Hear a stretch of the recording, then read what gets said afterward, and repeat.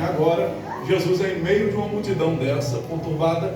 Geralmente alguém em uma situação, quando se vê diante de multidão, a pessoa ela fica um pouco tímida de falar. Na realidade, 30% da capacidade de pensamento e raciocínio diminui no momento que se fala no meio de uma multidão.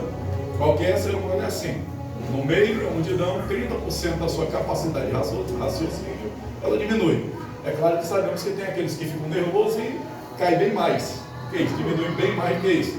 Existem aqueles que aprenderam a se controlar, né, com o tempo e passam a lidar melhor com a situação. Mas a capacidade diminui. E quando você está no meio de uma multidão hostil, com uma diversidade de pensamento, que qualquer palavra pode criar uma explosão, ainda mais no meio de uma multidão que havia um homem que ele não tinha um sistema de som como esse, né? Ele não tinha pessoas que vieram realmente ali, em grande maioria, para buscar o conhecimento da palavra que ele estava dando. Em maioria, uns foram para buscar milagre, em maioria, outros foram para buscar cura, em uma grande outra maioria, outros para buscar o pão, o alimento, porque Jesus, aonde ele estava, ninguém saía de mãos vazias. Então olha para quem está do seu lado e diz para ele: nessa noite, você não vai sair daqui da maneira que você entrou, porque Jesus está aqui. Aleluia! E aonde o Senhor está, ninguém sai de mãos vazias. Glória a Deus! Então, mediante a tal situação, talvez poucos, no meio daquela multidão, uma grande minoria estava ali realmente para ouvir a mensagem da palavra de Deus. O que acontece? De repente agora Jesus se levanta em meio a uma multidão conturbada daquela e se expressa dizendo: eu sou a luz do mundo. Entendeu o impacto da palavra? O pastor Carlos pode se expressar assim? Não. O pastor Apolo pode se expressar assim? Alguns dos ministros aqui presentes podem se expressar dessa maneira? Alguma das pessoas, por maior que seja a sua capacidade intelectual, seu poder aquisitivo ou sua posição social, pode se expressar dessa maneira e ser aceito pelas massas? De maneira nenhuma. Mas Jesus, em meio a uma massa conturbada, ele olhou para aquela multidão e com toda a autoridade que ele tinha, ele disse: eu sou a luz do mundo. Digo mais: aquele que me segue não andará em trevas, mas terá a luz da vida. Você pode glorificar a Deus nessa noite? Glória a Deus. Glória a Deus. Retrocedendo alguns momentos antes desta palavra, nós vemos o apóstolo João dizer o seguinte: em arque, em rologos, kai arque, em prostoteon, kai teóis, em rologos, em arque, em prostoteon, pantato eugênio, kai corizanto eugênio, udex, em rogênio. O apóstolo João, aqui no capítulo 1, do versículo 1 ao 5, em uma linguagem filosófica e grega, ele dizia: no princípio era o verbo, em grego, pantatu eugênito, kai corizanto eugênio. Mas aqui no português, traduzido para nós, ele diz: no princípio era o verbo, e o verbo estava com Deus, e o verbo era Deus. Ele estava com Deus no princípio.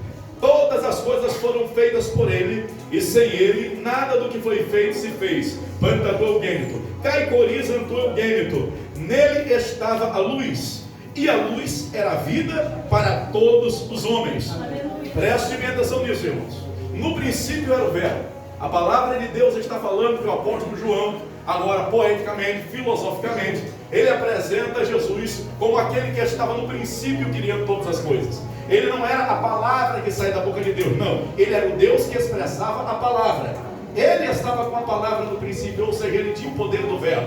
E quando nós vemos no livro de Gênesis, quando abrimos as nossas Bíblias, no capítulo 1 do livro de Gênesis, o primeiro livro do Novo Testamento, pelo menos em sua função cronológica, em sua posição cronológica, o livro de Gênesis é o primeiro livro da Bíblia.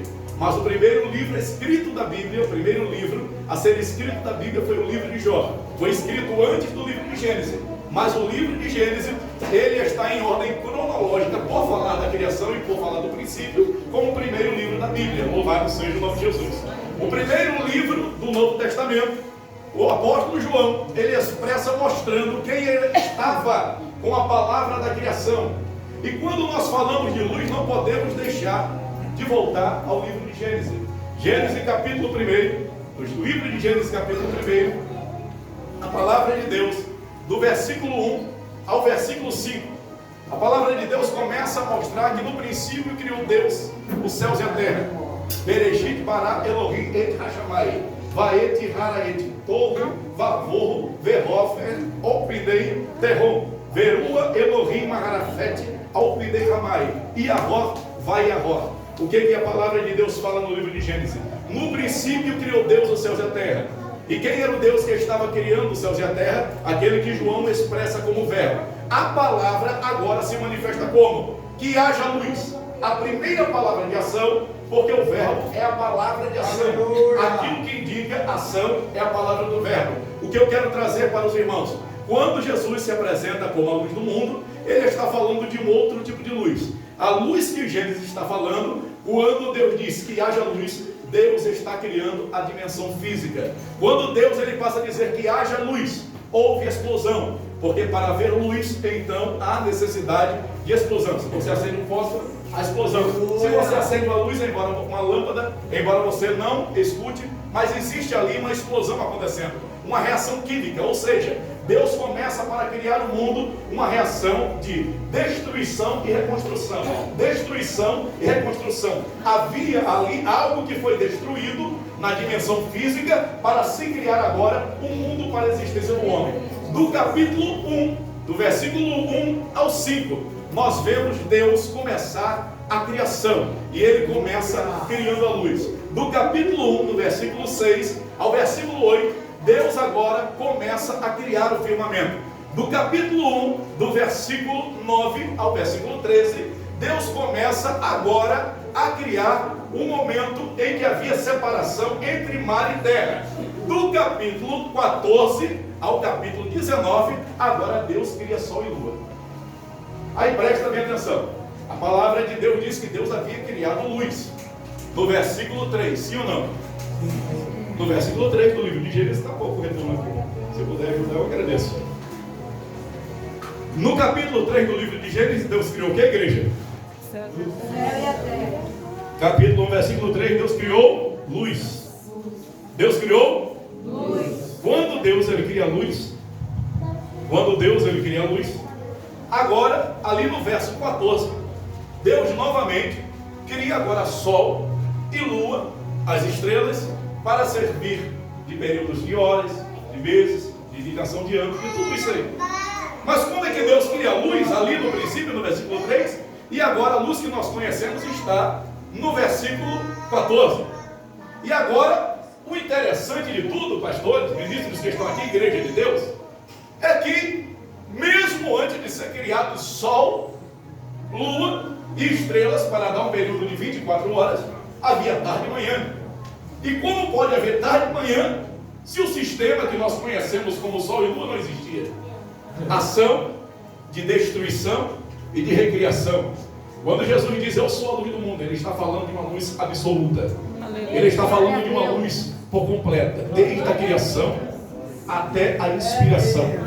Desde a criação até a inspiração. Então o que acontece ali? Quando Deus agora, ele diz que houve tarde e manhã, Deus está falando que enquanto ele estava criando, havia luz.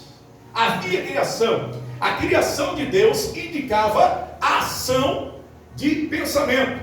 A partir do momento em que Deus estava criando, havia luz. Quando Deus começa a criar, existe. Quando Deus começa a criar, existe luz. Olha para quem está do teu lado e diz para ele: quando Deus começa a criar,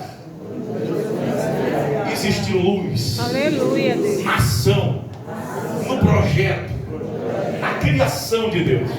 Quando Deus ele criava, havia luz. Quando Deus ele parava, havia trevas. Aleluia. Então houve tarde e manhã, primeiro dia. Por que não falar de noite? Porque para Deus só estava havendo criação no momento que ele estava presente. Só estava havendo luz quando ele estava presente. E houve tarde e manhã. Não sabemos quanto tempo demorou isso, porque dias de 24 horas só passaram a ver após o quarto dia. Quem entendeu, bate palma bem forte para Jesus.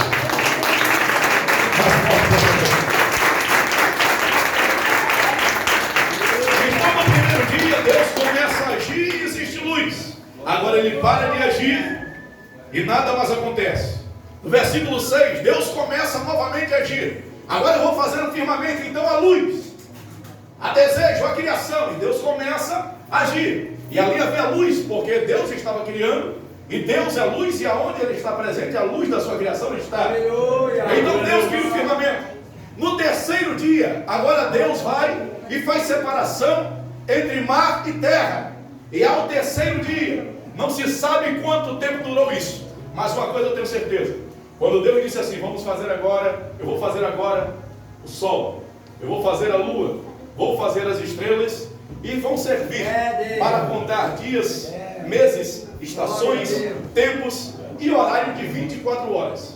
A partir do quarto dia, Deus agora cria um sistema que nós conhecemos, porque Deus já estava preparando algo em especial.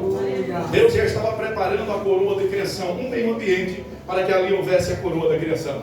Então Deus agora no quarto dia, Ele criou um sistema de dia e noite que nós conhecemos. E criando Deus o sistema de dia e noite que nós conhecemos, a partir de agora, a criação dos animais marinhos, a criação dos seres terrenos e a criação do homem foram períodos de 24 horas. Quem entendeu? Diga amém? Amém. A partir do quarto dia, a criação era realmente de 24 horas, como nós conhecemos. Amém, igreja? Amém. A partir dali, o mundo ele já não estava vivendo na base de uma dimensão espiritual. De uma dimensão espiritual que estava tendo um acesso direto para que projetasse luz e projetasse criação. A partir do quarto dia, a dimensão física já estava criada e o homem já tinha agora um período de 24 horas para contar como dia, semanas, meses e anos. E a partir dali, no primeiro momento, Deus cria explosão, a primeira luz que houve para ver a criação. A partir do segundo dia, Deus começa a atuar como luz na inspiração de sua criação. E a partir do quarto dia, a luz física que nós conhecemos estava existente. A partir dali, o homem conheceu o fogo. A partir dali, o homem conheceu a essência da luz que aquecia, a essência da luz que aproximava. Você pode ver que todo ser vivo ele é atraído pela luz. Desde o animal até o próprio ser humano. Onde tem luz, a gente procura se aproximar. Ninguém quer estar no escuro. E tanto o homem é chamado para a direção da luz, que quem dirige aqui, levanta a mão por gentileza. Quem é motorista? Quem dirige aqui? Quem dirige? Vocês já observaram que quando você vem numa estrada escura, se o sujeito está com farol alto, a tendência é você ir para cima dele? Já observaram isso?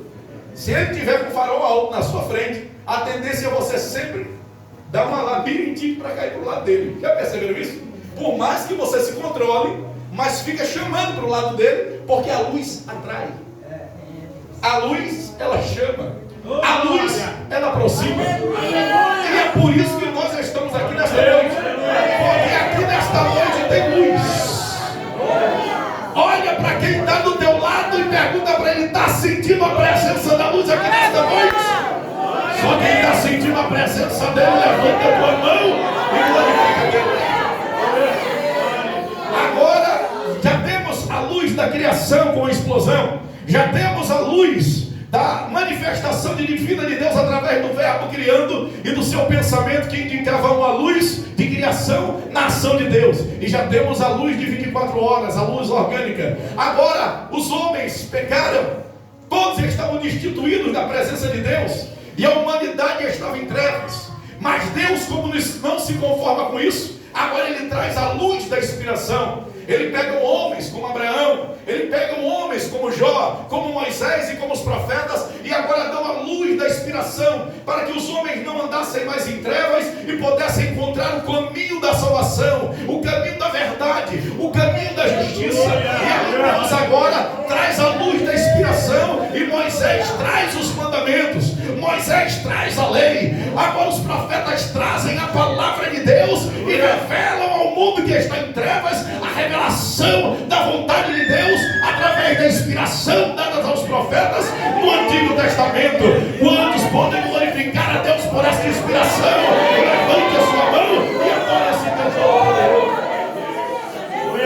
Não, eu só gosto de pregar o Antigo Testamento. Não, só gosto de pregar o Novo Testamento. O apóstolo Paulo fala, o maior dos missionários depois de Jesus Cristo, ele diz: Toda a Escritura ela é proveitosa para exortar, para corrigir e para instruir dentro da vontade de Deus. Então, desde o primeiro livro da Bíblia até o último livro da Bíblia, a palavra de Deus toda ela é revelada. Alguns tentaram destruí-la, outros tentaram queimá-la, outros tentaram aniquilá-la. O Vaticano até tentou isolá-la para si próprio, e hoje muitos tentam descredibilizá-la. Hoje existem até cursos dizendo: não vai para o hebraico, porque você lá vai entender o que um trecho realmente quer dizer, que é muito diferente daquilo que está escrito, e não é bem assim. Você vai ter uma outra inspiração. Não existe outra inspiração, não existe outra direção, não existe outro caminho, não existe outra palavra pregada por Deus. Deus é absoluto, e quantos creem nisso, dê glória a Deus. Deus é absoluto, meu irmão. Deus é absoluto, igreja. A palavra que Ele queria que chegasse, foi ela que chegou, e não tem homem que pudesse impedir que ela chegasse. Essa daqui é a verdade, essa daqui é o caminho, essa aqui leva a vida, essa daqui é a palavra que te tira das trevas e te bota na luz. Só quem crê nesta palavra, glorifica a Deus nessa noite. Aleluia. Então agora, após a inspiração, após a luz da explosão para a criação do sistema humano, após Deus ter servido de luz em sua inspiração de criação, após Deus agora ter criado o sistema solar para que nós tenhamos luz, após tudo isso, agora o homem peca, e depois disso, mesmo assim, com luz física, Deus precisava transmitir a luz da inspiração, e transmitiu essa luz através dos profetas. Mas mesmo assim, os homens pecaram, e a lei serviu como tropeço, e ninguém conseguiu seguir os mandamentos, porque segundo a palavra de Deus, quem pecasse um único mandamento, esse seria culpado e amaldiçoado por toda a lei. A lei não era pesada, era uma lei simples. 10 mandamentos que se resumem em 2: ama teu Deus sobre todas as coisas, e ao teu próximo como a ti mesmo. É difícil, irmãos? Não. Mas a palavra de Deus em Mateus capítulo 5, versículo 17 e 18, Evangelho de Jesus Cristo, Evangelho de Jesus Cristo, segundo escreveu Mateus, no capítulo 5, versículo 17 e 18, é o seguinte: eu não vim para desfazer da lei, eu não vim para desfazer dos profetas, muito pelo contrário, eu vim para cumpri-la. Sabe o que Jesus estava dizendo?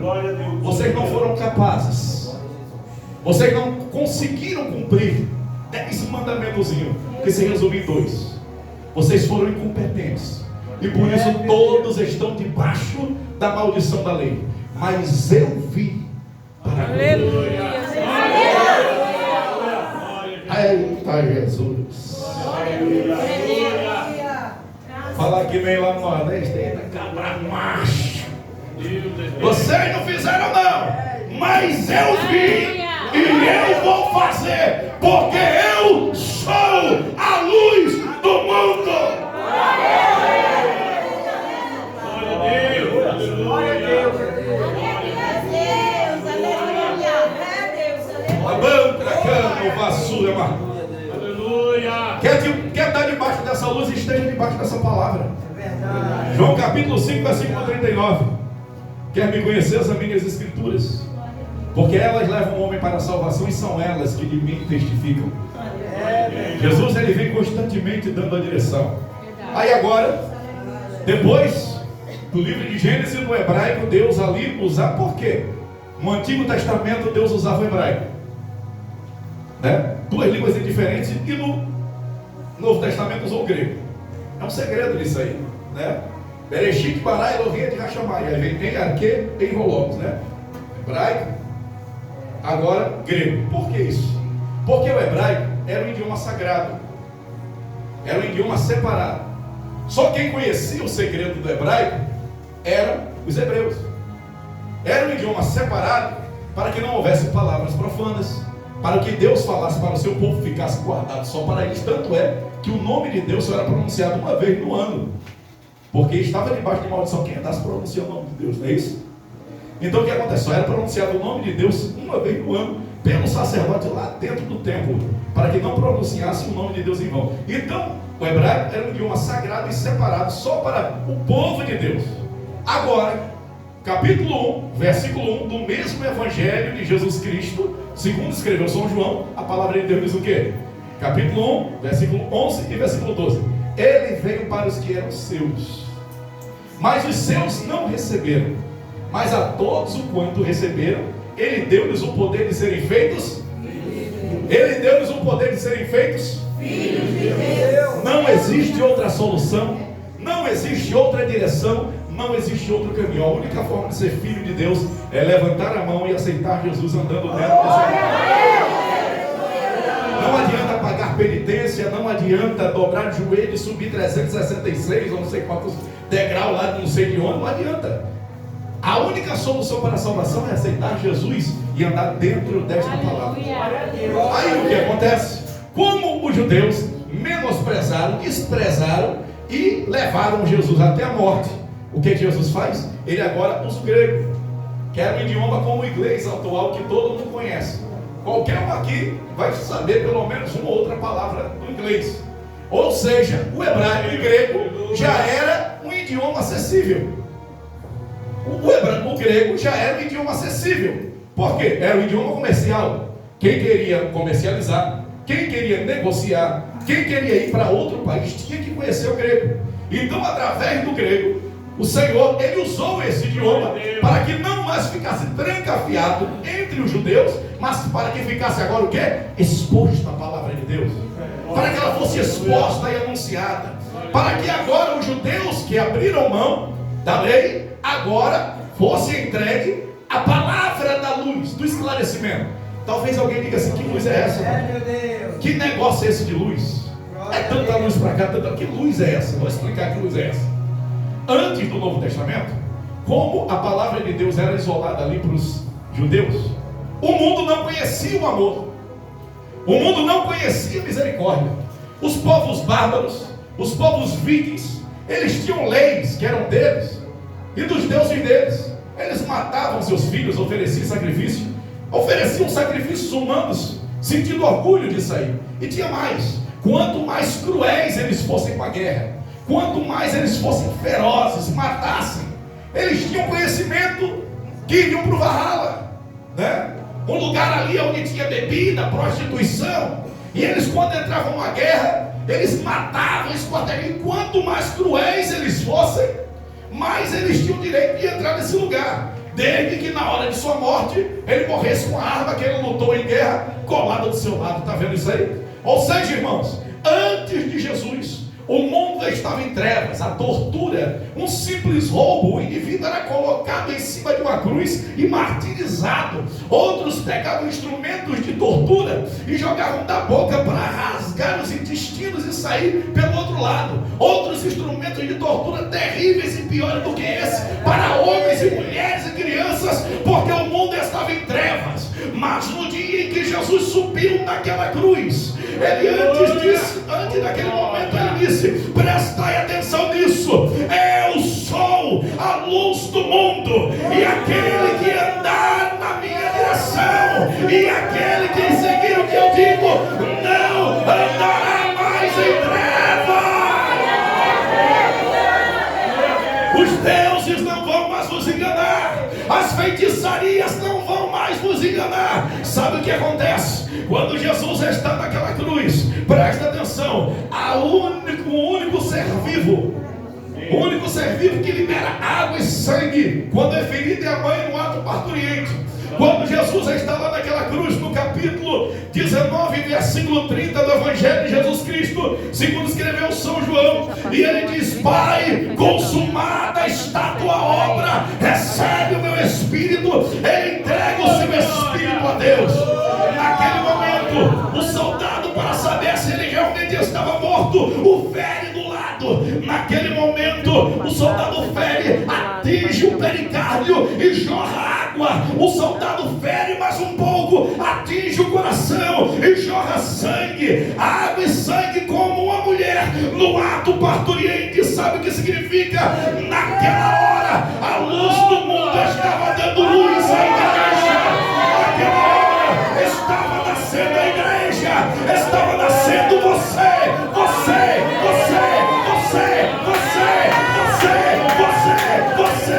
Naquela hora, Jesus estava gerando a igreja.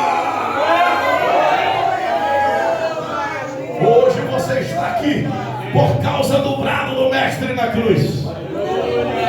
Após aquela situação agora, o mundo achava que estaria em trevas. Os apóstolos acharam que ali acabou-se a inspiração. Mataram a luz do mundo, acabaram com o caminho, destruíram a verdade e aniquilaram nesse momento a vida. O mundo achava que estaria em trevas. Abasto caio ne calassubra mais. Abantra calassore calabasai. Olha para quem está no teu lado e diz para ele: enquanto você andar nesta palavra, você vai ter luz no seu caminho. Você vai ter luz na sua cabeça. Você vai ter luz nas tuas mãos. Você vai ter luz nas tuas palavras. Meu irmão, você vai ter luz até nos teus pés.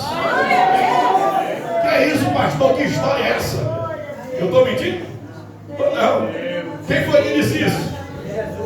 E o salmista Davi também disse: lâmpada para os meus pés é a tua palavra e é luz para o meu caminho. Só quem crê, levanta a tua mão e adora.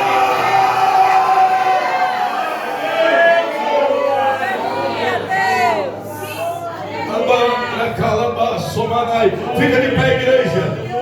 Nós sairemos cansativos porque é noite de festa e temos a certeza de que Deus ainda quer fazer coisas grandes neste lugar aqui. Amanhã a festa continua.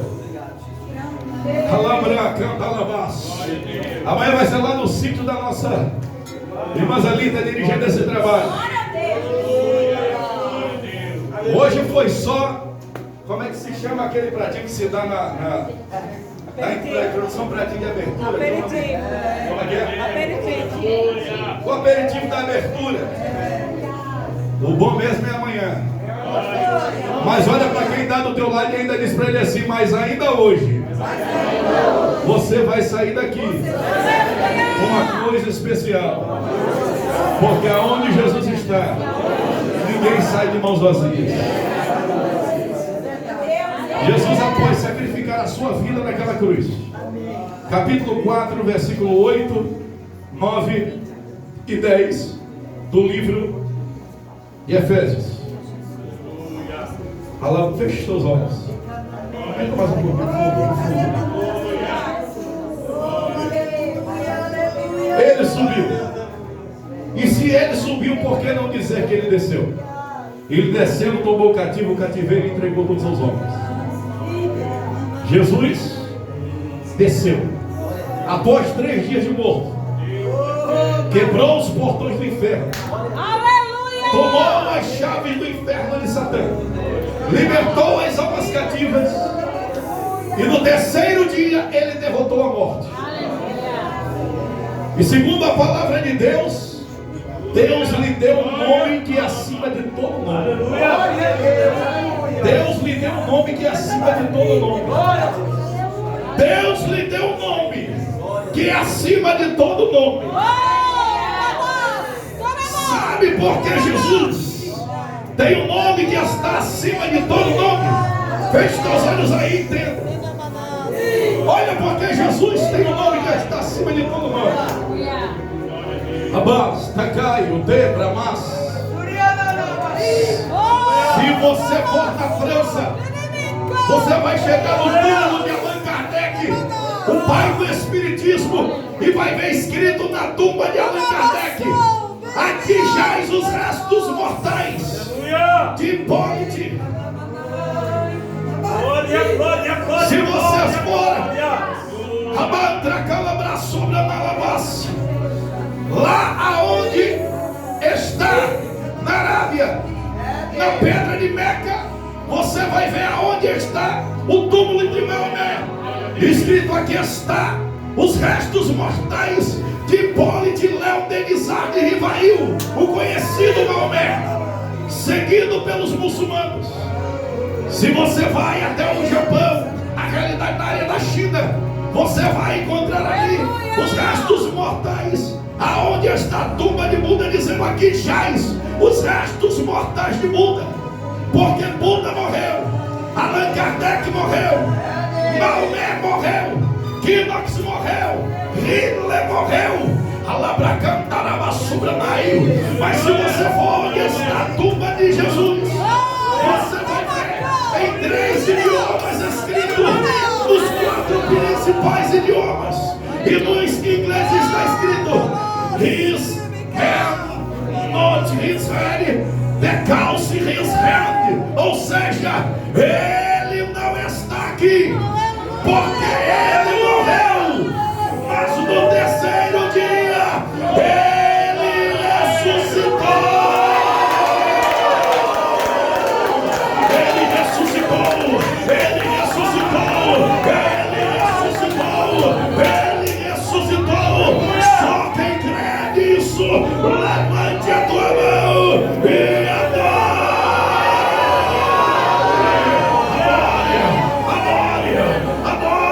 Porque Deus lhe deu um nome acima de todo nome, e todo joelho terá que se dobrar, e toda língua terá que confessar que Jesus Cristo é o Senhor. Aleluia! A tua salvação não está no nome de Maria, a tua salvação não está no nome de José, a tua salvação e adoração não pode estar no nome de Pedro, nem na igreja do Galo. A tua adoração tem que estar no nome daquele que morreu e ressuscitou. Só quem crê nesse nome, levante as tuas mãos e adore, adore, adore, adore. Ele ainda liberta, ele ainda cura, ele ainda batiza com o Espírito Santo, e ele está aqui.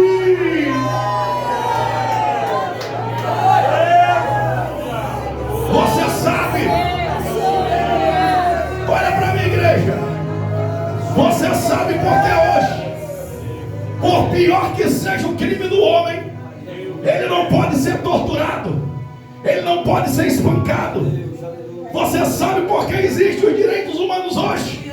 Porque um dia lá atrás Jesus morreu para que o ser humano não mais fosse como era antes da cruz. A partir da morte de Cristo, as leis foram mudadas, e quer aquele que aceita Jesus ou aquele que não aceita, o sol da justiça está sobre ele, porque as leis dos homens foram mudadas, porque um dia um justo morreu numa cruz. Então levante a tua mão e adore, igreja.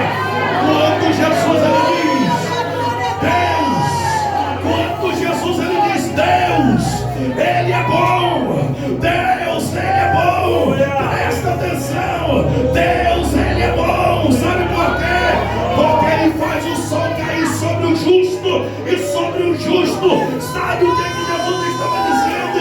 Eu vou dar a minha vida pelo bom e pelo mal, querendo ou não me querendo, a humanidade vai ser abençoada pela minha morte.